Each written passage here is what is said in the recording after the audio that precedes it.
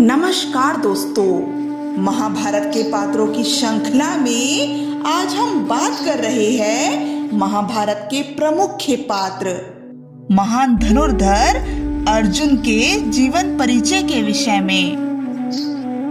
दोस्तों, इसके पिछले भाग में हमने जाना कि किस प्रकार अर्जुन ने सिर्फ एक शक की बुनियाद पर अपनी चौथी पत्नी चित्रांगदा का परित्याग कर दिया था और फिर कुछ समय पश्चात चित्रांगदा ने एक तेजस्वी पुत्र को जन्म दिया जिसका नाम रखा गया बब्रुवाहन। चित्रांगदा ने बब्रुवाहन को बाल्यकाल से ही युद्ध का परीक्षण देना आरंभ कर दिया था और उनसे ये बात भी छिपाए रखी कि उनके पिता अर्जुन हैं। और चित्रांगदा ने अपने पुत्र बब्रुवाहन के दिमाग में ये बात भी डाल दी कि अगर वो अर्जुन को परास्त कर देंगे तभी वो उनको उनके पिता के विषय में बतलाएंगी और अर्जुन को परास्त करना ही उनकी गुरु दक्षिणा भी होगी। तो चलिए दोस्तों, आज हम आगे की कहानी विस्तार पूर्वक जानेंगे।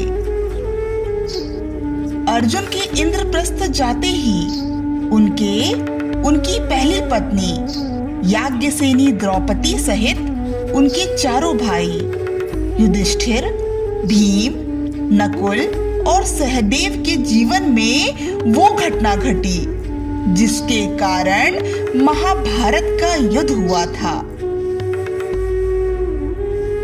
इंद्रप्रस्थ के चक्रवर्ती सम्राट और राजकुमार अर्जुन के ज्येष्ठ भ्राताश्री महाराज युधिष्ठिर ने गांधार राजमामा शकुनी तथा दुर्योधन के छल के कारण द्युत सभा में अपना सब कुछ हारने के पश्चात याज्ञसेनी द्रौपदी को भी हार गए। फिर दंड स्वरूप पांचों पांडवों सहित द्रौपदी को 12 वर्षों का वनवास तथा 1 वर्ष अज्ञातवास भुगतना था। वनवास के दौरान श्री कृष्ण ने अर्जुन को उनके किए गए अपराध का बोध कराया कि उन्होंने बिना किसी साक्ष्य के सिर्फ किसी की बातों में आकर अपनी पत्नी चित्रांगदा पर घोर आरोप लगाया है, उनका घोर अपमान किया है। फिर अर्जुन को अपने किए गए अपराध का एहसास हुआ कि उन्होंने अपनी चौथी पत्नी चित्रांगदा के साथ अन्याय किया है।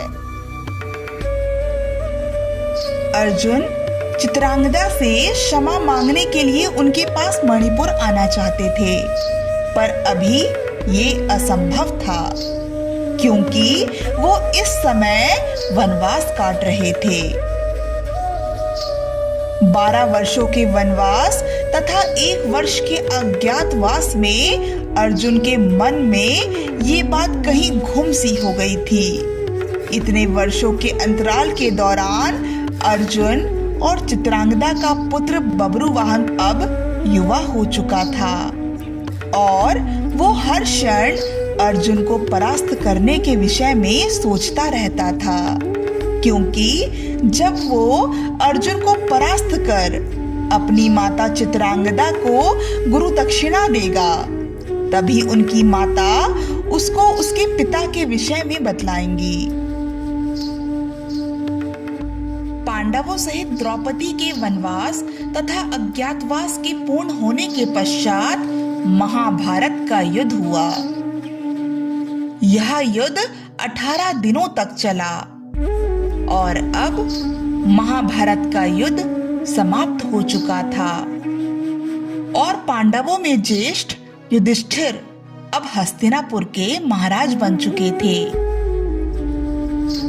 और श्री कृष्ण के परामर्श के अनुसार उन्होंने शांति अश्वमेध यज्ञ करने का विचार किया और यज्ञ के समाप्ति के पश्चात शांति अश्वमेध यज्ञ के श्यामकर्ण नामक अश्व को छोड़ दिया जाता है। और जब बब्रुवाहन को ये पता चलता है कि पांडवों का शांति अश्वमेध यज्ञ के श्यामकर्ण अश्व ने मणिपुर की सीमा में प्रवेश किया है, तब बब्रुवाहन उस अश्व को पकड़ लेते हैं। और जब पांडवों को इस बात का ज्ञात होता है तो वो अश्व को मुक्त करवाने के लिए अपने सैनिकों को भेजते हैं, पर बब्रुवाहन सभी सैनिकों को परास्त कर देते हैं और सैनिकों से ये संदेश भिजवाते हैं कि अर्जुन उनसे युद्ध करे और उनको परास्त करके अपना अश्व ले जाए। ये संदेश सुनकर अर्जुन के ज्येष्ठ भ्राताश्री भीम क्रोधित होकर बब्रुवाहन से युद्ध करने चले जाते हैं, पर बब्रुवाहन भीम को परास्त कर उनको घायल करके वापस भिजवा देते हैं। फिर कर्ण पुत्र वृषकेतु बब्रुवाहन से युद्ध करने चले जाते हैं, पर युद्ध में वृषकेतु की मृत्यु हो जाती है। इस पर अर्जुन क्रोध में आकर खुद बब्रुवाहन से युद्ध करने चले जाते हैं। फिर अर्जुन और बब्रुवाहन के मध्य घमासान युद्ध होता है।